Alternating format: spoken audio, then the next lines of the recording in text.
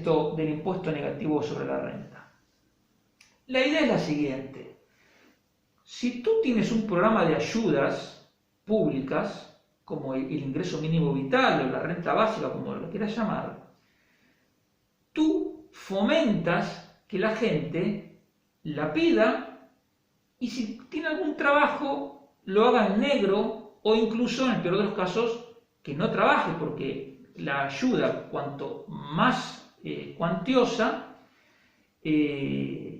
menos te incentiva a trabajar y máximo cuando se permiten algunas trampas, como ocurre en Asturias con el salario social, en el que dos personas simulan que no son una unidad de convivencia para poder tener ingresos adicionales y al final hay gente que con estos sistemas de ayuda mal diseñados acaban cobrando más dinero que gente que trabaja.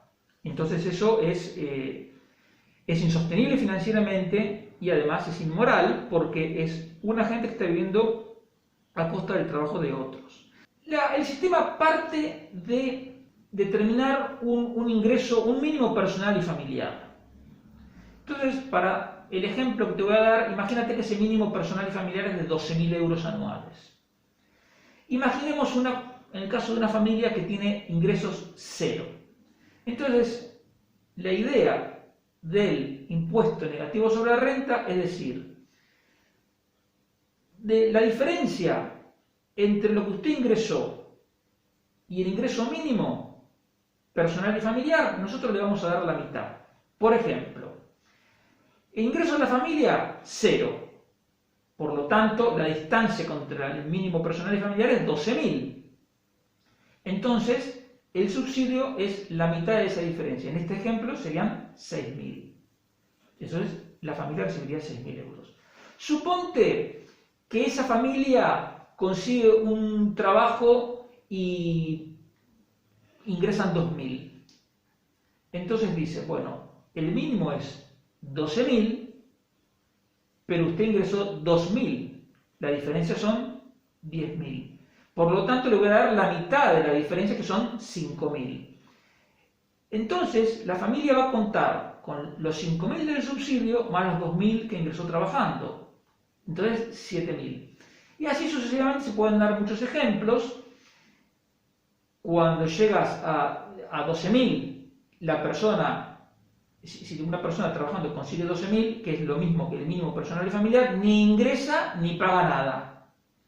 Y si con su trabajo consigue más de 12.000 euros, por ejemplo, digamos 15.000, va a pagar un impuesto sobre el excedente. Es decir, si el mínimo son 12.000, pero él ganó 15.000, entonces va a pagar impuestos sobre 3.000, que es la diferencia entre 15.000 y 12.000. Supongamos que el impuesto sea del 10%, entonces pagaría solo 300. Entonces, esa familia ingresaría 15.000 en total, pagaría 300 de impuestos, que sería simplemente el 2% de su salario. Y en el caso, digamos, una persona que ingrese 50.000, pagaría el impuesto sobre los 38.000 que exceden el mínimo personal y familiar.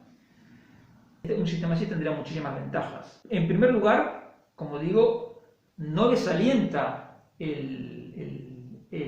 las ganas de trabajar, no desincentiva el trabajo. Por eso es fundamental que el gobierno no te puede cubrir toda la brecha con respecto al mínimo, porque si te cubre toda la brecha, tú no tienes incentivo para trabajar.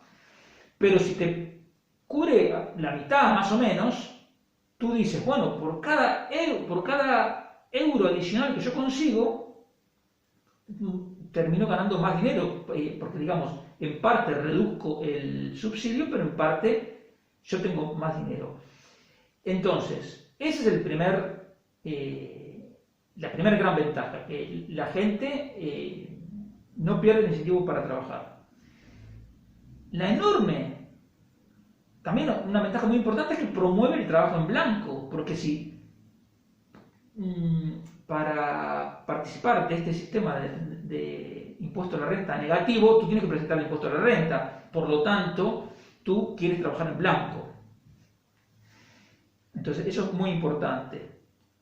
Pero lo más importante también es que este sistema tendría sentido si reemplaza a todos los programas de ayuda que hay, o digamos, o a la gran mayoría.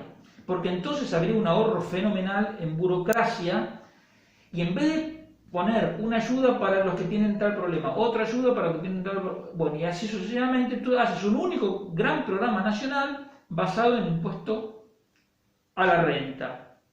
Por supuesto que un sistema así hay lugar para hacer adaptaciones. Por ejemplo, la gente que sea gran dependiente se le puede dar un pago adicional. La gente que sufre alguna enfermedad rara se le puede dar un pago adicional, etc. En España un sistema así sería absolutamente compatible con la Constitución, porque aún en el caso de que pensemos en un impuesto a la renta únicamente el 10% del excedente, sigue siendo en parte progresivo. Con los ejemplos que te daba antes, una persona que ingresara 15.000 estaría pagando el 2%, pero una persona que ingresara 50.000 estaría pagando casi el 8%. Entonces, digamos, se cumpliría todavía el precepto constitucional de los impuestos progresivos, que lo ideal sería derogarlo, pero bueno. Y otro aspecto moralmente no menor es que un impuesto negativo sobre la renta, digamos, minimiza o reduce la gran división social que hay hoy en dos clases, que son los pagadores de impuestos y los cobradores de impuestos. Es decir, la gente que vive del presupuesto público y la gente que lo financia. Con el impuesto negativo sobre la renta, todos serían parte del mismo equipo, porque estarían todos declarando la renta y con el incentivo, con el estímulo de trabajar para estar mejor, que en definitiva es lo que quiere la gente. Pero, claro, siempre que los incentivos sean los adecuados. Si tú a la gente le das la posibilidad de vivir sin trabajar, y evidentemente va a elegir vivir sin trabajar, aunque sea vivir mal, porque hay gente para todo.